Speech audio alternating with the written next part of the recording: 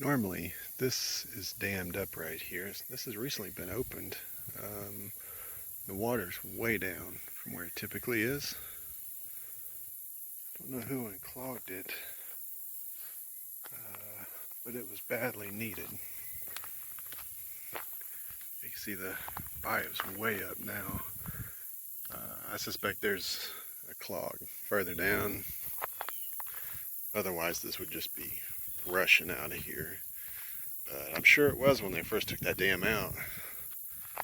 But it was really flowing. It looks like it's down probably, I don't know, 2 or 3 feet from where it normally is. Still flowing a little bit, but so this is one spot I've been watching and really wanted to see about. I almost guarantee you that next time I come through here, this will be dammed up again, because there's definitely beavers out here. And if you don't get the beavers, that's just temporary when you pull it out. But yeah, it's way down. I'm mic'd up today. I'm just going to give a little bit more information as I go here today. As you can tell, the water level's way down. Today is just mainly going to be about kind of clearing some of this stuff out. Maybe get it ready for the next time the water does come up.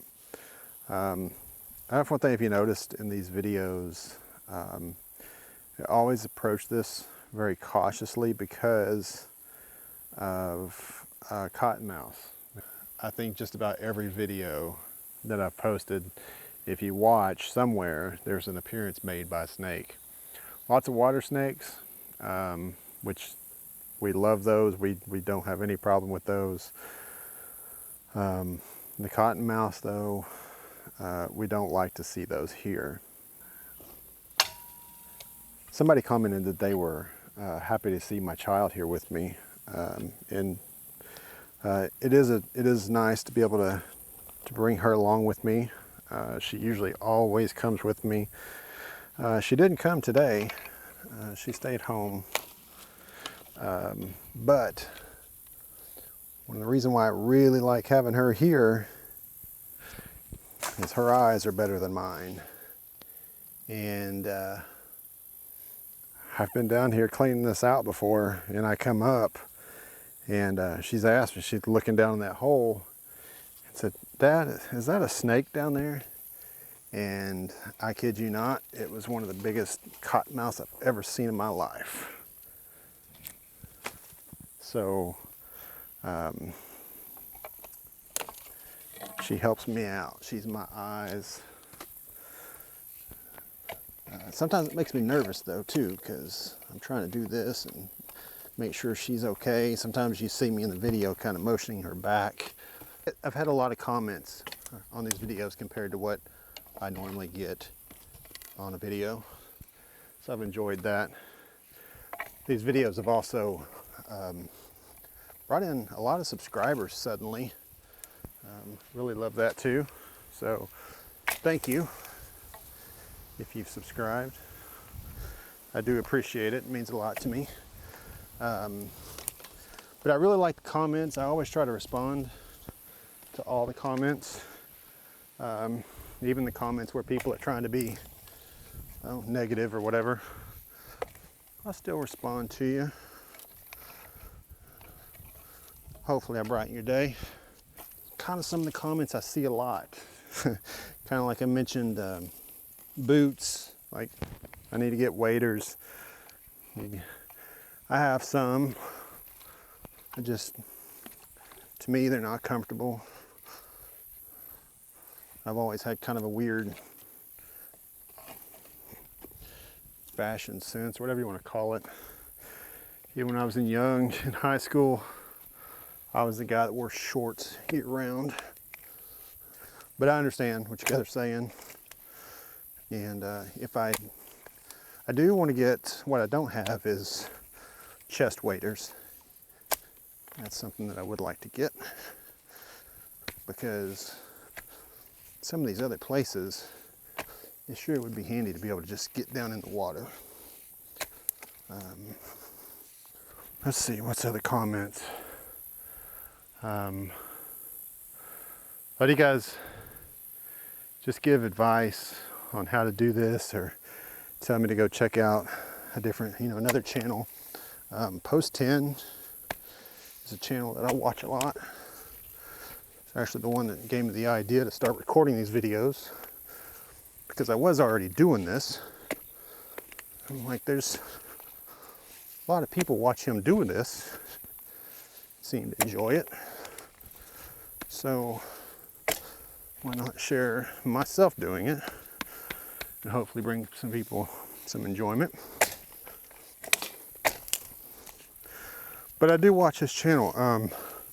I don't try to, you never want to try to copy another YouTuber, especially, if they're successful. That's kind of the thing people want to do, is copy. And that's usually a bad thing to do. But what you can do, though, is definitely take inspiration, learn from them, see how they're doing it. What I like to do on his videos is read comments. I think that's what I take back the most when from his channel. I love watching the videos and such, but I like reading the comments and seeing what people say. I've noticed there's a trend of, it seems like there's two types of people. There's the folks that they just want to watch the unclogging. They don't care about the talk, just any kind of introduction as to what's going on. All they want to see is the unclogging. And I understand that. I can see totally why that might be the case. And then there's the other people that enjoy Post10 as a person. They like listening to his commentary. I personally, that's kind of the category I fall into. I like listening. I've learned a lot from him. So, but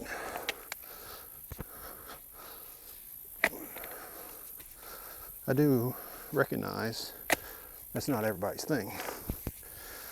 And I think what I'll do going forward is I'll keep, most of my videos will be, they'll just kind of start out with the unclogging. Not a whole lot of chit chat in them. But after the water is flowing and the unclogging is pretty much done, then there'll be additional footage at the end of the video that, for those that want it, can watch it. If you want to know more about what we are here at Bear Farms, what we do, it's not just unclogging drains. That water level's so low here, I really don't think, I mean, the water level's basically, it's just about an inch or so above the pipe level. Maybe a few inches. So it's really not going to flow that much. The main thing, though, is it is supposed to rain. It could rain today. It's supposed to rain tomorrow. So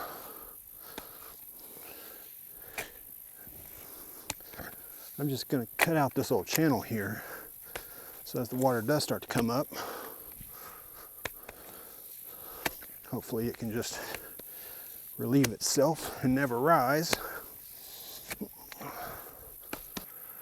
Frequently I get comments about the type of tool that we use to do this. I saw, it's kind of one thing I wondered when watching Post10. was I noticed a lot of his videos he was using just a regular lawn rake.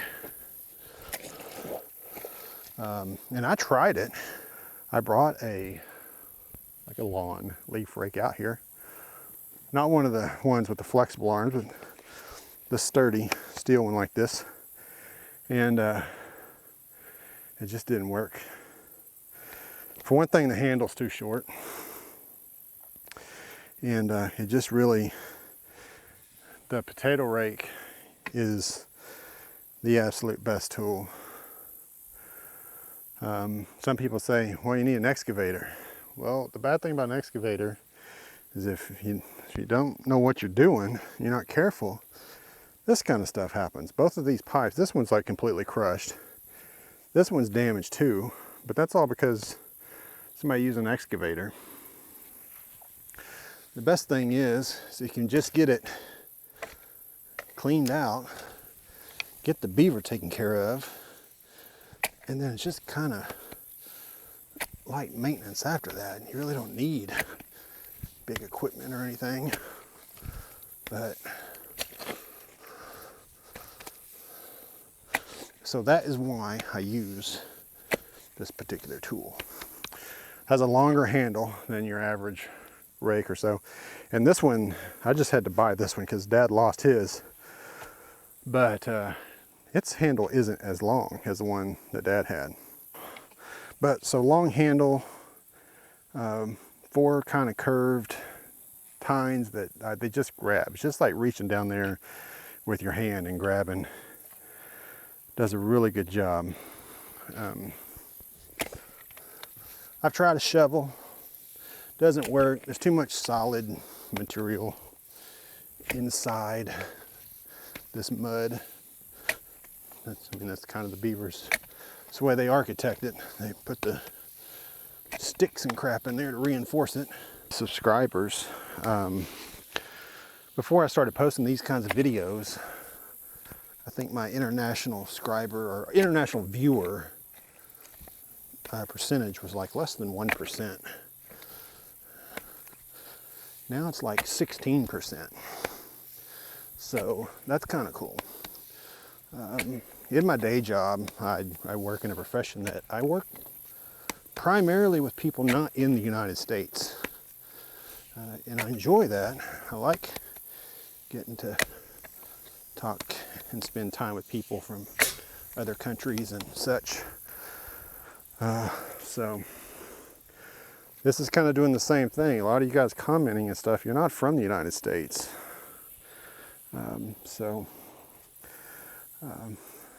Whether you are or you aren't, I greatly appreciate the comments. If you enjoy this kind of stuff and consider subscribing, I greatly appreciate that too. Things are going to we'll pick up. I went, I think maybe, I don't know, like 3 weeks without doing a video on this type of subject because August is a really dry month in Arkansas, typically.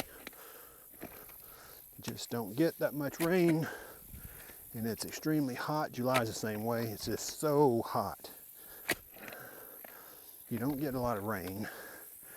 Everything gets so burned up. When we do irrigate the fields, most of that doesn't even make it off. You don't really get a lot of runoff as you get to the later parts, just because it is so dry. It just all gets soaked up. As we go into the next couple months, things will definitely pick up. Keeping this water fought back is going to be a big chore. Our renter that does the farming is supposed to maintain the waterways as well, but that hasn't been happening. And that's also a lot of why this is his last year. Next year, operations will be different. Obviously, we're already the ones keeping this cleared out when this was supposed to be the renter's job.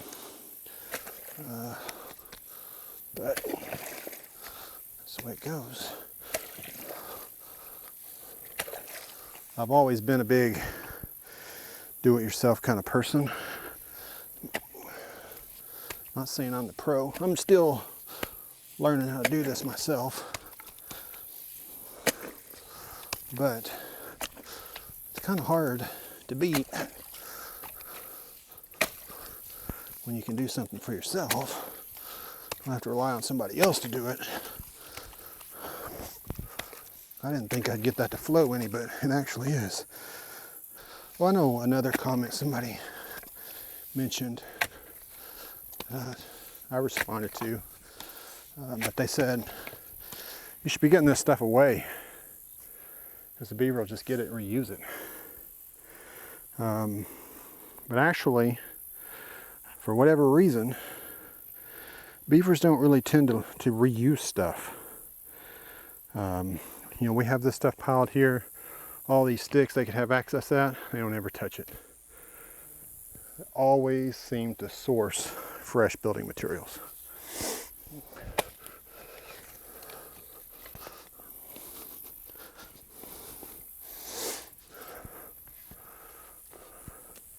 Which is good for us, because we don't have to be too concerned with getting this stuff far away from here when we clean it out.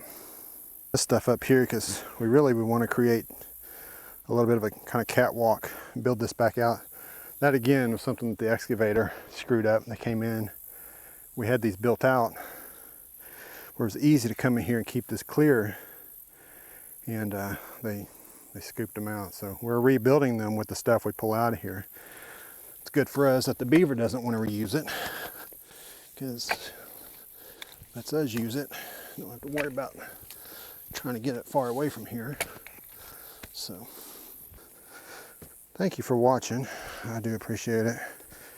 Yeah. I don't know if this camera is going to show it or not, but it looks to me like we have another beaver dam location. Now, that can be kind of significant because this channel, it goes all the way down. It's responsible for draining a field on the other side of the woods, and it also, of course, runs alongside this field.